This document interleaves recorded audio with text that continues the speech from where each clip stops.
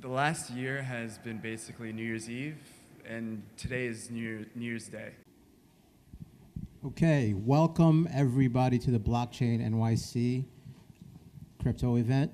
Today what we're going to be doing is talking about asset-backed cryptocurrencies, Beast, which is a asset-backed cryptocurrency group, and we'll be talking to them today. Hey guys. This is a pretty amazing crowd. I'm really shocked by this. This is awesome. My name is Timmy Waba. I represent Beast Enterprises. We've been working with startups since 2015, and essentially we've been kind of, I would say, a modern consulting firm originally, working with startups to try to help them figure out how to raise capital. And throughout that journey from 2015, we saw things that we just didn't like about the venture capital scene. Some things about capital having kind of not being, unfortunately, being bordered or being kind of hoarded within certain cities and hubs, but like it didn't really relate to where innovation is. And we worked with a lot of international startups, and the issues that they faced was just access to capital.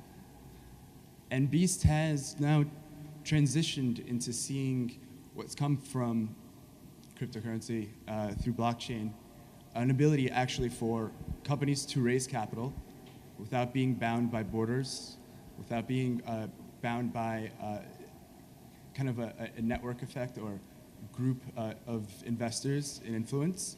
It's really become a flatter world, and it's about globalization 2.0 in terms of innovation and emerging startups that can go and really do something that's important. And now we have an opportunity to do that with the introduction of blockchain. And so we are now developing a fund, but really a venture studio, where we can go and utilize the best aspects of what we know in the venture space to go and tap into new markets, to tap into new industries, and to really find the right kind of backing and build a sustainable company. Not a company that is just out there for that hype cycle, but a company that actually is able to raise capital, equity, however it may be done, but in a way that actually provides returns to the people that supported them initially and to the founders and protect their interests throughout that period. Hi everyone, I'm Bhargav Kosuri. I'm a strategist at Beast, and my background includes real estate. I worked at different startups, and my associations involved marketing, product management, and operations. But since I've been here at Beast, I've been looking into a lot of capital aspects that startups need. We have helped startups raise money traditionally through venture capital. Equity crowdfunding is something that has been interesting over the past year. And obviously ICOs, because this is the new way that everyone wants to just raise money.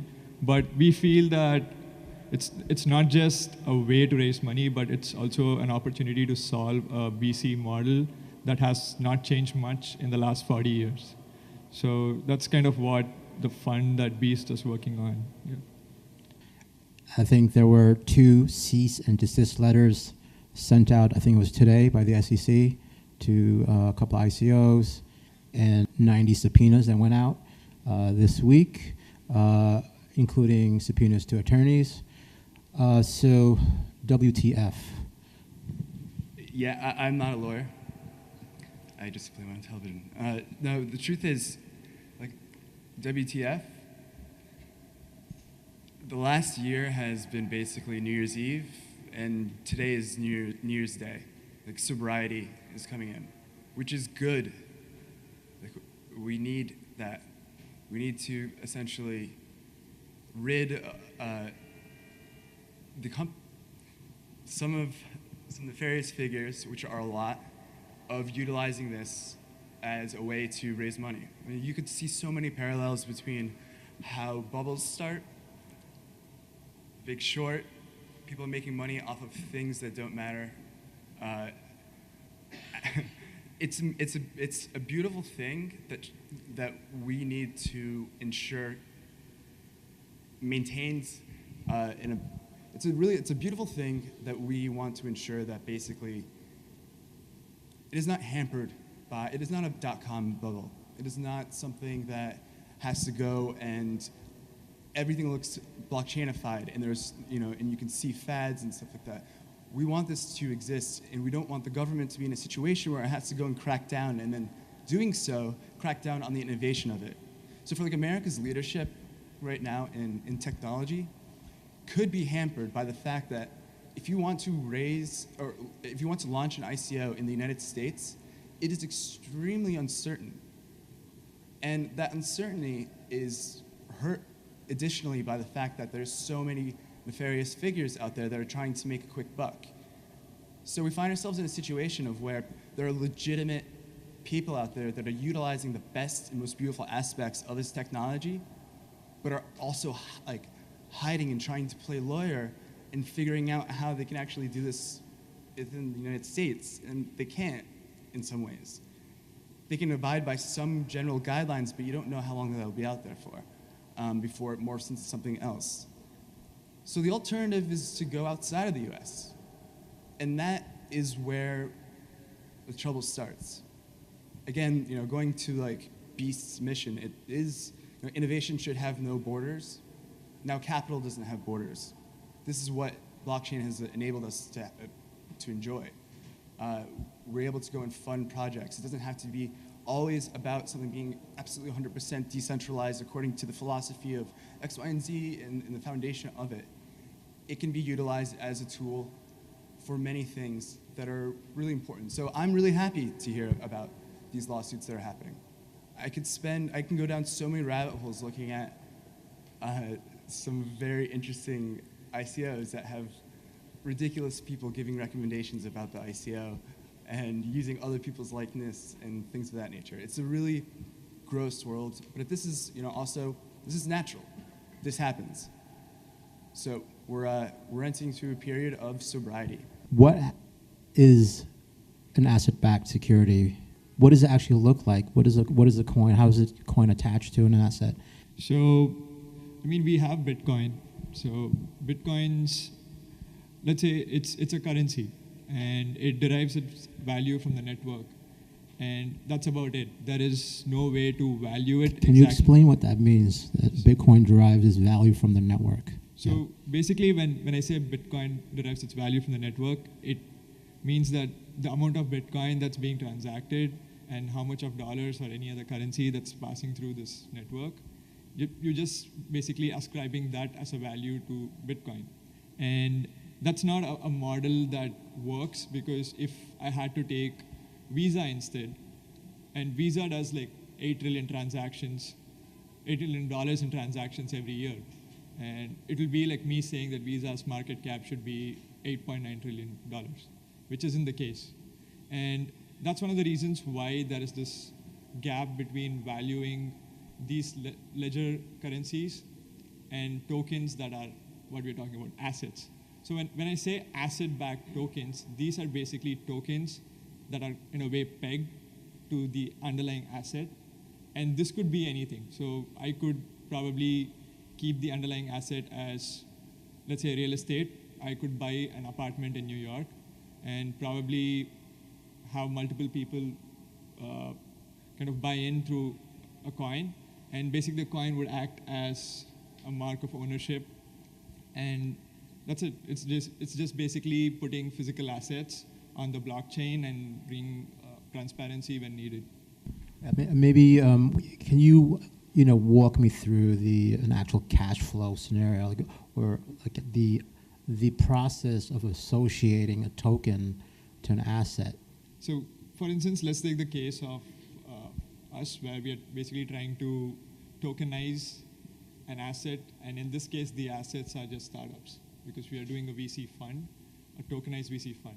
So what that would mean is we are basically going to start valuing startups in the portfolio and tie all of this together and kind of peg it to a net asset value.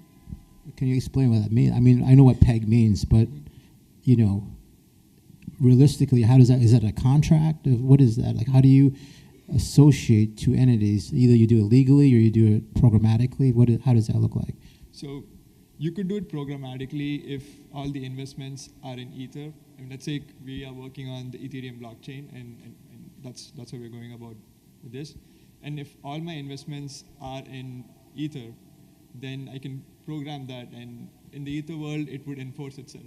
So if I invest $1 million worth of Ether in a venture, and I mean the price of that token goes up, then it can directly be built back into the net asset value automatically.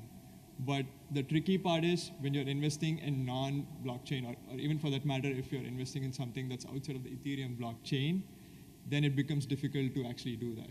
Can you give me an example? Like, what is an example of that? The words. So let's take, for an instance, I have cash of 2 million that I can invest, and 1 million of that I'm putting it into, let's say, a company that's issuing an ERC standard token, and I'm putting the other million in like a traditional internet startup that's building like a chat application.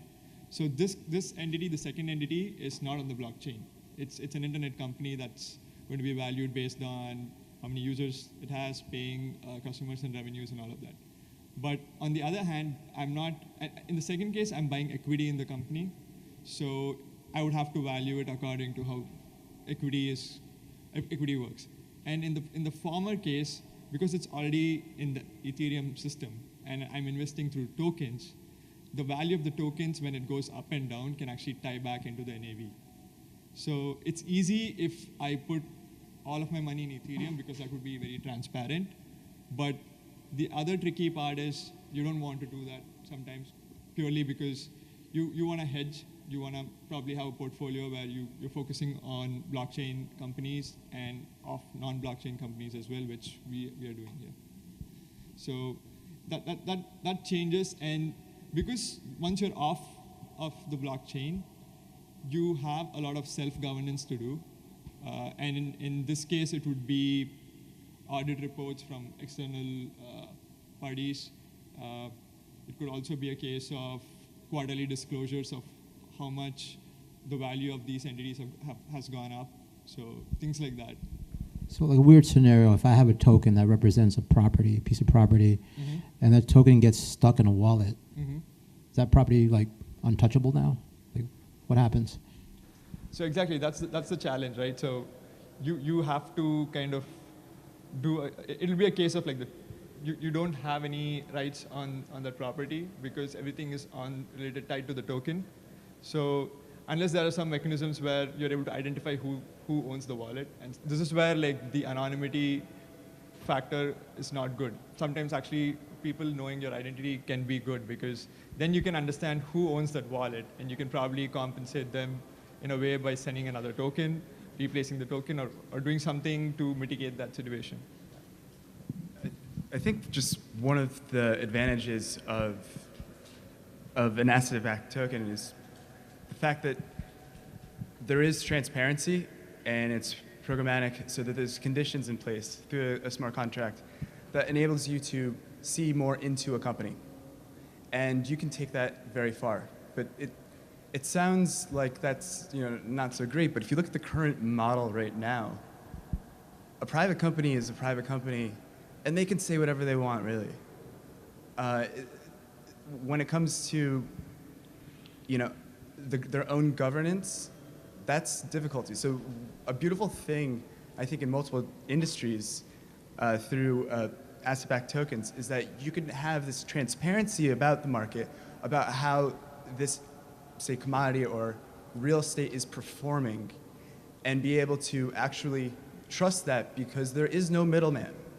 There is no one there that can tamper with that information or interpret it in a I guess a more favorable way.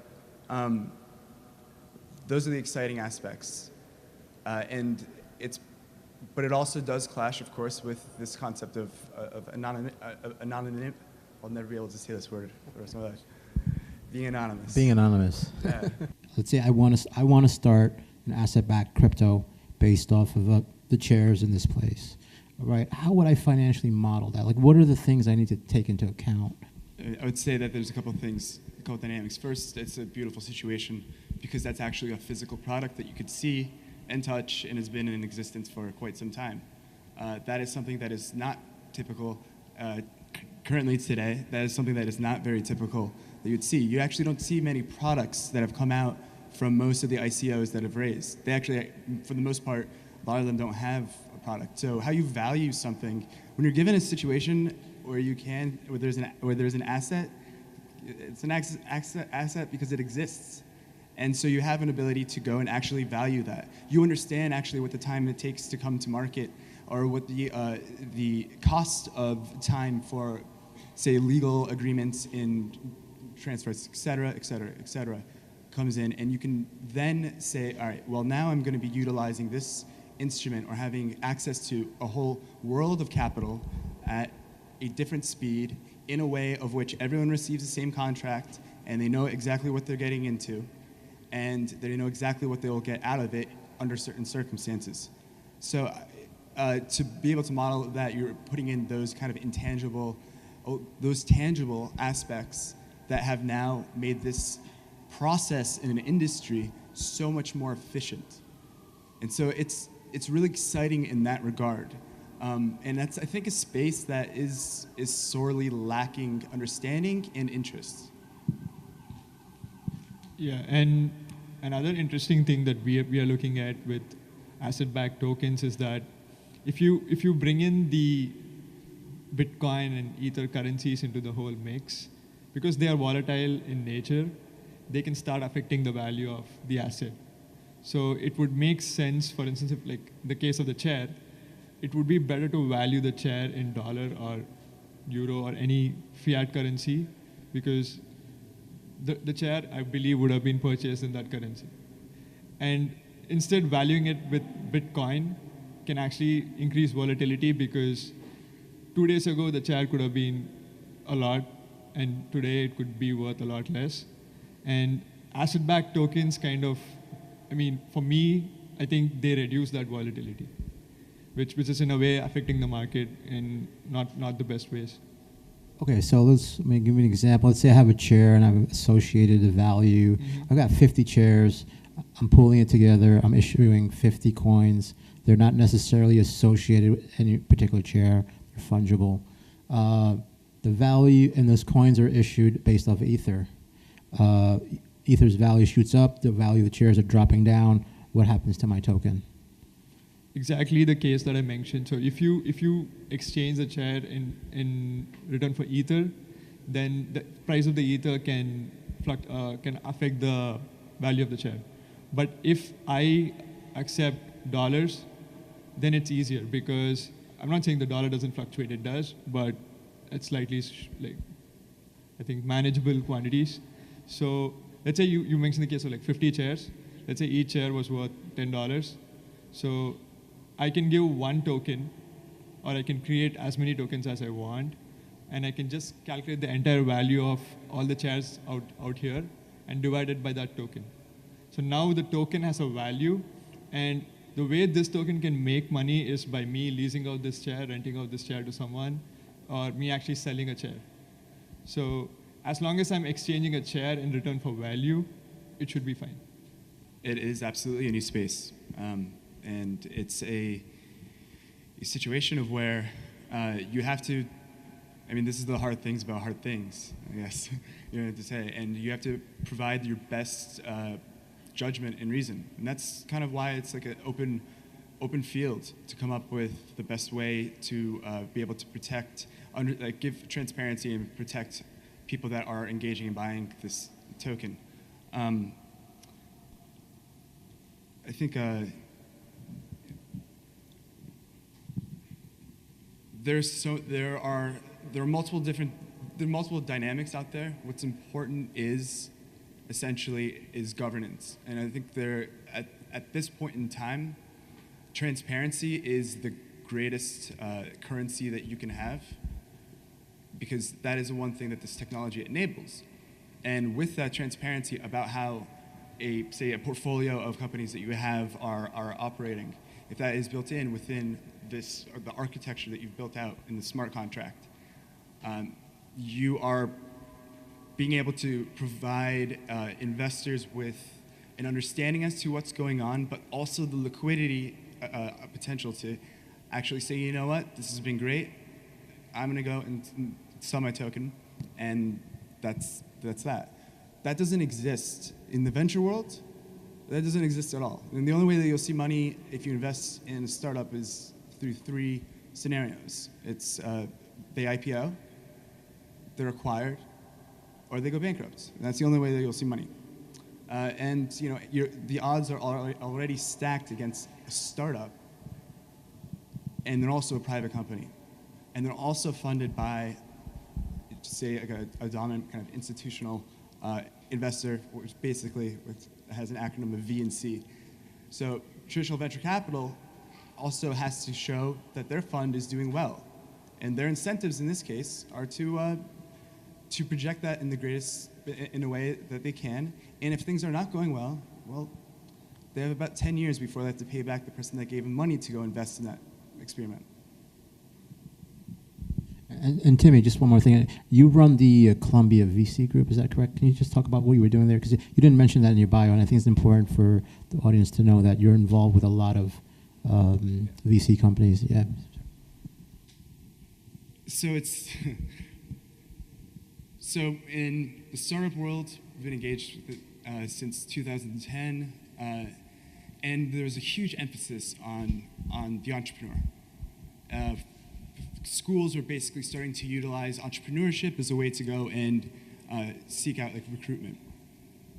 Columbia was upset that Harvard would say, you know, this startup was built in a dorm at Harvard. And so they wanted to go make a really strong entrepreneurial program, which is awesome. And Columbia's entrepreneurship program is kicking ass. But the issue is also, it's hard to understand how to invest in something. Investing is as lonely as entrepreneurship can be. You don't really know how to go and value something. You're taking someone's opinion about an investment. Conducting due diligence right now is basically looking at what other people have gone and done. And we're now entering a world where we're not really have to be subject to that. And you can actually be in a position of where you're like, you know, this company's awesome, but if they're not going to IPO and if they're not going to be acquired, but they're cash flow positive, I'm invested in them. You can get out with the hopes that, you know, the potential of that startup is going to continue to grow, and maybe someday they will be in a position where that makes sense. But right now, it's in a tough spot of where if an acquisition opportunity isn't there, or if IPOing isn't something that is attractive to the startup, as an investor, you're sitting there and just waiting. And that's something that we want to fix. Blockchain, what chains are ideal for ABCs? If I wanted to start an ABC. I think there are two things to it, obviously. So one thing, you want to see what your investors are comfortable with. I mean, do they want their assets or their tokens to be on a blockchain that's not proven, that cannot scale? That's the first question. Are you referring to Ethereum? Yeah. Ooh. So that's the first question. And we'll have a separate conversation later. So aside from that, then even when we're just talking about Ethereum, there are like so many token standards, and some of them work well for what they're calling utility tokens, and some of them work better for asset-backed tokens. I think there are like certain standards where there are mutable tokens where you can change the contracts, smart contract conditions as you go, which I don't see would be a good thing for anyone. But I think ERC 721. But we'll talk about smart contracts and like ERC standards. Let's talk about the chain. Like what chain? I mean that's a critical decision. It can impact how you grow your business. What chain? What are the factors I need to take into account to consider what chain I should be using? So that's one thing. Like I said, the case of whether the chain is scalable. ERC20 is, when you say ERC20, that's Ethereum. That's not Hyperledger, right? Yeah. So. So apart from that, I mean, just about chains, there are chains like, I mean, you could also do this on the Waves platform. What's that platform? Waves. Waves, okay. Can you tell us about what is that? What is that? So Waves is another smart contract platform. and has its own unique features. But again, it's also a business problem because you want to be able to have a token that's widely adopted, and everyone has an Ethereum wallet. So you would just want to make sure that you're not issuing something which, I mean, people don't have ready access to as well. So you want people to be able to actually have the token in a chain which can easily be transferred as well. Because if I have ERC20 tokens, and if someone does not want to like trade on that chain, then it's a problem. So it's also important to identify them. But Ethereum is everywhere, right? Yes. To your point. So why would you not want to use it? That's not what. I'm not clear around. Oh, I would want to use Ethereum. Oh, so you change your mind now. I mean, we. I mean, you were like digging No, Ethereum in the beginning. No, I was saying Ethereum has its own issues, but as of now. So do we all. But so Exactly. what? Yeah. But as of now, there's got no better issues. alternative. Yeah. Yeah. Okay. Yeah. So Michael. Like we have to take baby steps. Honestly, but truly, everyone is just wrapping their head around blockchain. They're still kind of understanding, separating it from what cryptocurrency and what Coinbase acts to a lot of people, which is kind of a gateway drug to day trading. And for the four tokens that they list there, it's a beginning point for institutions to understand. It's like, we're in a space of, I guess I would say like maybe 2012, and it's the cloud, and everyone is trying to really figure out exactly what the cloud is. And there's a whole industry behind trying to demystify a technology that has, that is generally overvalued in the short term and undervalued in the long term. So we're in a situation where people are just starting to kind of touch and feel. It's like 1995, and you're touching and feeling the internet for the first time, and your only access to the internet is AOL, and you don't really know that browsers exist and that there's actually websites out there. You just know keywords, and right now the keywords are Coinbase, Bitcoin. AOL is Coinbase, and Bitcoin, Ethereum, Bitcoin Cash, and Litecoin is the keywords, and so it's going to take a bit. Right now, I think what's interesting about asset-backed tokens is that it provides an opportunity for institutional investors to relate to buying a token and understanding actually what this is like pegged to.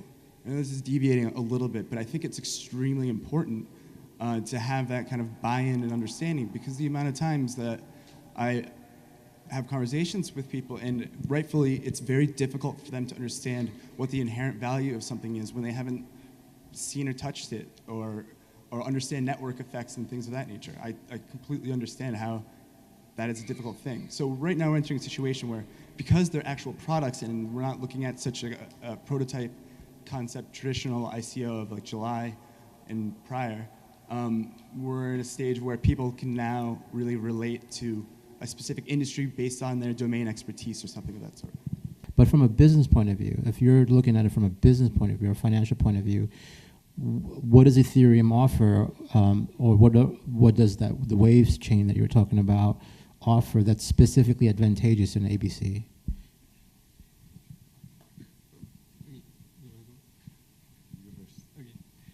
So like I mentioned, Ethereum is just that it has this amazing network effects, and there is less inertia for someone to like participate, and less inertia for someone to actually transact and trade these tokens. And at this point in time, that's why I say that even though Ethereum has issues with whatever like scale or whatever, I'm sure things would fall in place as time goes on. They're developing new standards and all of that, but it's a no-brainer in a way to just stick with Ethereum purely because of the network effects that it offers. And now, because we're talking about tokens, we have to also talk about exchanges where they actually get transacted. I'm gonna come to the exchanges Yeah. A little bit later. So that's one of the reasons why an Ethereum token would make sense. Okay, great. When are you going to be in the market? How are you handling the volatile regulatory environment that exists right now? How are you preparing yourself with that? We've been working with quite a few of our clients with regards to equity crowdfunding, and we find that there are exemptions that the Jobs Act offers, and we are trying to do the same. Because the first thing is that we are clear that we are a security token.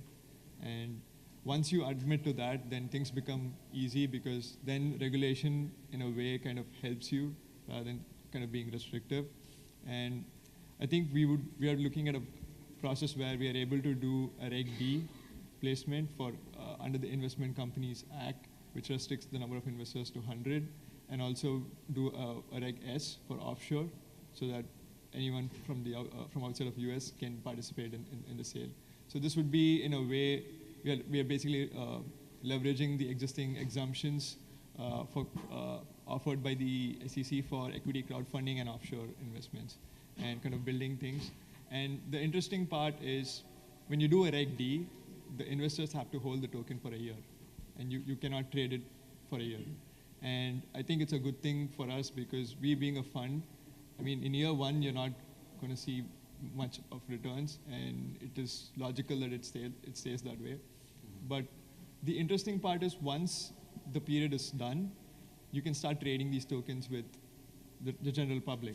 And that's where we feel the democratization aspect would come in, and people can get to own pieces of companies that may IPO or go big tomorrow.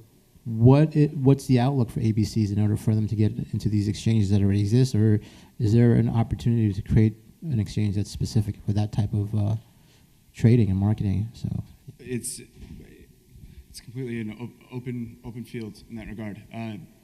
Exchanges have to really demonstrate governance for themselves in how they decide and choose and decipher between who they're going to list. What the qualifications and criteria would be to be listed is something that is still kind of morphing. I think some exchanges just require you to pay a lot of money, and then you get listed, and that's just the price of doing business. Others may require just would like tokens in exchange for marketing the exchange and the token. So they're actually taking an active role in marketing your listed token to drive more traffic to it. If you're going to build an exchange that's purely feeds to, if you could look at an exchange like equity crowdfunding platforms. There's multiple ones out there. There's from, say, Start Engine, which is usually regulation CF, which is up to $1.07 million, to WeFunder, or other examples of just different crowdfunding platforms. They have there's energy funders for energy, and it provides an opportunity to have access to people that understand that domain, understand and are comfortable with that space.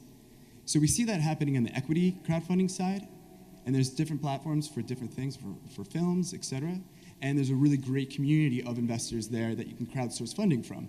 But so that the opportunity exists for people that also are going to feel comfortable with a asset-backed token. So when you're talking about exchanges and we're talking about tokens that are securities, so once you've declared that a token is a security, it also kind of brings the SEC in, because the SEC is the Securities and Exchange Commission. So for you to list a security on an exchange, that exchange has to be compliant with the SEC. And that was not the case until, say, December, when T0 did their ICO and went live. So we were specifically looking for SEC-compliant exchanges, and there are maybe 2 or 3 that are live at this moment. Who are they? So there's T0, and there is Templum, which is again New York-based. So these are exchanges that are saying that they will not trade utility tokens, but they will only trade tokens that are securities. And the way they're doing it is quite simple. So they're using alternate trading systems that banks have been using for so many years. For instance, let's say if I own a portion of Airbnb, which is still a private company, I can go to these ATS systems and trade my position. Maybe I invested in 2010 when it was still a young company. Now I can actually go and trade it through an alternate trading system. And the SEC actually publishes a list of these ATS systems. So you would get a list every month, and you can see which ones are actually authorized to do these transactions. So these players like T0 and Templum are basically using ATS systems that do these, like, I would say, dark pool and like private security trading. They're using these and they're actually scaling them in a way where you can actually trade like higher volumes. So I had two conversations. One was with an ATS system operated, someone who operates the ATS system at JP Morgan. And their ATS system operates in a way where they don't do transactions below, like, let's say 20 million. That's the volume that they're looking for in one transaction. But whereas these guys are basically taking the same system and they're willing to start trading smaller chunks as well. So there's like more opportunity for retail investors to come in. And the way they're operating is, again, the way they plan to get paid is that they want to charge 1% off of the buyer and 1% off of the seller. And they're going to do just their own due diligence to vet projects to see that, okay, these are not obvious scams and stuff like that, yeah. And so, I mean, broadly speaking, do you think that asset-backed coins are going to become the dominant form of cryptos? Are the other kinds of tokens just going to disappear? Like, what's going to happen? What are your thoughts on that? It will shift from the academic phase, of where these white papers came from. And I think it will go back to basics, turning $1 into $2. Understanding if this company actually has value, if it's acquired real tangible assets. It shouldn't be in competition with transformational technology that people are trying to develop. There'll be a place there, but now there's just a little bit more merit-based. And it's a really a welcome thing. And I think the future is bright. Transformational captures the hearts and minds, and that's a perfect space in crowdfunding, but also can just be done at that late stage. There's very little application today. And understanding about that investment in something that is a transformational technology. So I think, yeah, just going back to, okay, I do sell this. This is what it is. You can value this. There's a precedent. There's comps. There's different understood approaches for people to go and invest and understand what the possible return is. And that's really important in this space. In the space right now, a white paper basically has one purpose: to make you say, I give up, I trust these guys because this sounds complex. Or it's just there to sell in Fiverr, because there's a whole other industry around that. So it's just kind of some commentary. If I just have to comment on this, it would be that right now you have a lot of currencies that don't have a valuation model yet, and it's difficult to value them. I mean, today you could see these skyrocket, but there's no reason behind that, and tomorrow they could drop, and there's still no reason as to why they would or why they wouldn't. And that's where asset-backed tokens can kind of bring some legitimacy to the space. Will they outstrip non-asset-backed tokens? Maybe not, because of transaction volumes and different participant behavior in the ecosystem. But these could be this could be a way to start legitimizing things. Because if I'm thinking about a 401k plan, would I put a lot of these other crypto coins in it, or would I put asset-backed tokens? I mean, at this point, I wouldn't do any because it's still at such a young stage. But if I had to, I would go with asset-backed. So that's kind of the way it's trying to bring in a bit of legitimacy, a bit of method to the madness, I would say. So you're saying that ABCs are not going to, in the future, outpace just these asset-less tokens? Are you saying they are, or they're not? That doesn't work. I don't think that question is necessary. I think right now it's just technological Darwinism, and you figure it out. What works, and that's what everything is about. We have to go back to the basics of actually saying, you know what, we're not all futurists.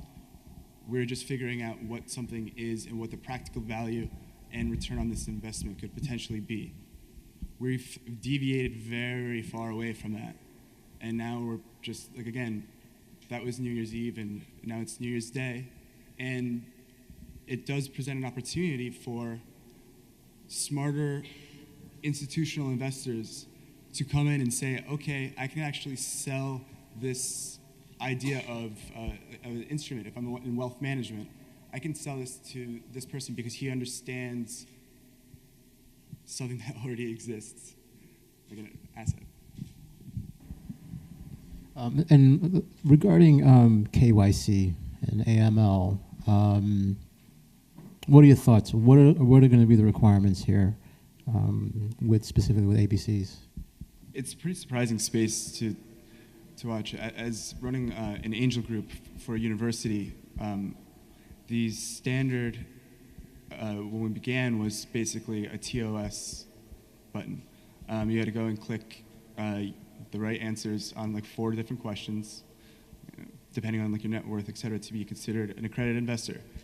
And that was the easy approach, and also non-verifiable, like so much is on the internet. Now we're entering a space where there's an incredible amount of information that is requested of the person. Some from, essentially providing your social security number, et cetera, your returns to, of course, taking a photo of yourself with a passport, et cetera. And this is a cat and mouse game because there's such interest to be able to invest in different spaces that, in terms of your jurisdiction of where you are, you might not be able to. So there's always going to be an undercurrent of people trying to go and figure out other ways to go and sidetrack that. It's one of the things that I think is there's so much interest in know your customer, but there's not as much attention put as to like know the entrepreneur. And if you look at any ICO, just please do one thing. Right click on the image of anyone that is there and go to Google search image. When you find out that that awesome blockchain expert and futurist is actually Dorothy from Kansas and has like a book club, it's a kind of a crappy feeling. And you come out feeling like really dirty and understanding that a lot of the undercurrents that are pushing this industry that people get so excited about is, there's not enough due diligence on the companies. And the unfortunate aspect of that is on the day trading aspect of volatility and the value of a token, there's a lot of money to be made with socially engineering things. And this is just the case. So I'd like to see a lot more on the know your entrepreneur, know your founder, are they legitimate? And it can't be from publicly sourced, crowdsourced, or self-input information like LinkedIn. And I think going back to KYC, so the good part about the KYC process is that it also creates safeguards, because let's say in our case, we are able to make some returns for our investors, and in the case that the Ethereum blockchain fails and no one's mining anymore, I mean, it's not saying it's a probability or a possibility, but it's a possibility. So in that case, I would be happy to know who has this token so that I can actually send the money back to them. And that's where the self-governance component comes in, because doing KYC kind of tells me, okay, this person has bought the token initially, but it's changed hands. And because if it's under the SEC compliant exchanges, every person who purchases this token would have to go through the same process. And everyone's details are captured. And we need to understand that the SEC is there to protect investors and not to stop projects. And I think that's an approach that we are taking, and we feel that having that in place would help us, because it just creates a mechanism where we are able to compensate or pay the investors in any case if things fail. So what are the implications in an asset-backed crypto if a user or a holder of a token loses their private key?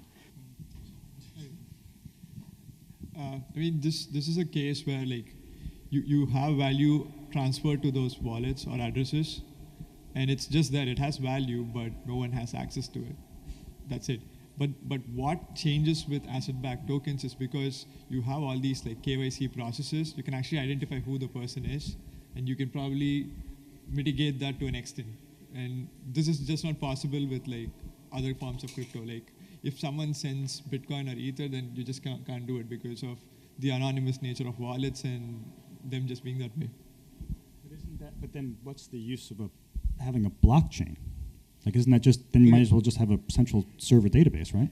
Exactly. So the blockchain component here basically comes in at the protocol layer where you have people mining to enforce these smart contracts. So let's say I issue this asset on top of an ERC standard token. So this token is basically going to be mined by people. And I mean, you have these smart contracts being verified and enforced. So for instance, let's say if there's a case where I code in and say there are only going to be 10 million of these tokens. So that's going to be on the ledger, and that's going to stay that way. No one can tamper with that. So that's where the blockchain component comes in, because if that is not there, then I could issue 10 million tokens and then again pump in 10 million tokens from the market, and then it doesn't seem what it is then. Do you think that the SEC will win and all Bitcoin and all blockchain coins will be regulated? How many unregulated exchanges do you think we'll see? Do you think this is a disadvantage to our innovation as a country? It's a big question, and a lot of people want to know that answer.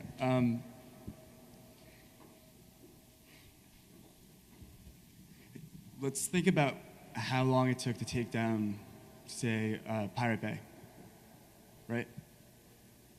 A really long time.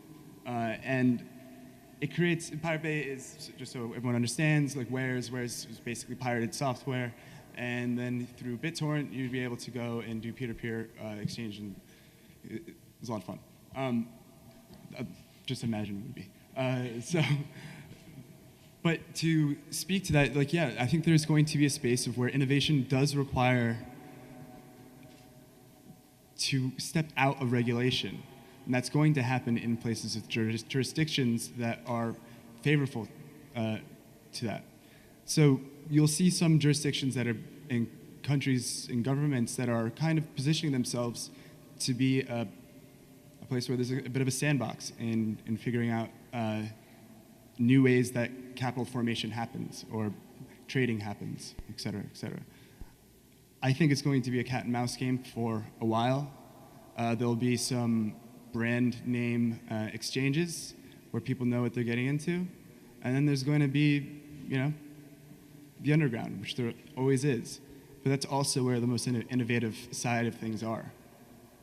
So it's hard to answer that question, but I hope that there is more aggressive guidance and also open dialogue between, say, in the United States, with the SEC and companies that are actually trying to do good. And it's not hard to identify companies that are adopting blockchain or engaging in the space if they're actually trying to be transparent. I don't see a reason for most of these companies to be on a blockchain. Yeah, I guess like you can see some parallels to the .com bubble here, where like any website out there had to have a .com, even though it had like no utility or no case to have a .com. But it's that kind of a time where like you want to separate the Amazon from the pets.com, because you don't want to miss out on these like really good projects that actually utilize the technology or utilize this mechanism to raise money and create something of value. But there are so many projects out there that just use the word decentralized, or that use the word blockchain, or they use the word protocol. So you would see a lot of white papers where like if you just do a search, these words will pop up again and again. But in most of them, it just doesn't there's no case for them to even be there. Like some of these projects are just apps which you can find on App Store, that's it. And it's not necessarily a bad thing, but you have to understand also the relationship that if they are doing an ICO, what is that relationship to the parent company? If it's a completely separate entity, it's just a mechanism sometimes to raise capital because it's all the rage. But it also means that it steps out of the governance and the people that supported that original entity as like an equity investor. And so it doesn't necessarily, in some cases, it's a little tricky and scary that they're not under this, that they have a kind of relationship as a consultant to parent company. And that doesn't actually fall within to the value of parent company. So what are your thoughts on integration or competition of the asset-based token technology with things like privacy-based coins? Well, it's tough to answer, but there can only be so many, say, privacy coins. And adoption of multiple is just going to be like chaos. I don't have too much more input. I mean, with respect to private coins, it's going to be a case where, I mean, you're talking about two different things with two different applications. Like, private coins are now mostly being used as a medium of transaction. And they are, in a way, being used as a medium of investment, which, I mean, maybe isn't the best way to use them. But asset-backed tokens would act as a source of investment. So the utility is different. So they're giving you a different way to achieve value than just being able to use them for transactions. So I think that's where the difference is. And I think it would come back to what the person buying into this token is seeking. So are they looking at this as a long-term play, or are they looking at this as a speculative play? Are they looking at it as a way to just do transactions? So it depends on the applications that the person is looking for, and that's why you start picking different tokens and using them accordingly. Do you think that having a required KYC identity layer to ABCs conflict with that fundamental idea of peer-to-peer exchange or decentralization, of having to go, for example, through these alternate exchanges that require KYC? And will that limit the scale of, I guess, your token or the market that you can reach? That's the question that comes across to everyone that is thinking about launching, say, an ICO, is what is the kind of total obtainable market of investors that I can reach? And is that more active in which jurisdiction? Where should I incorporate this company?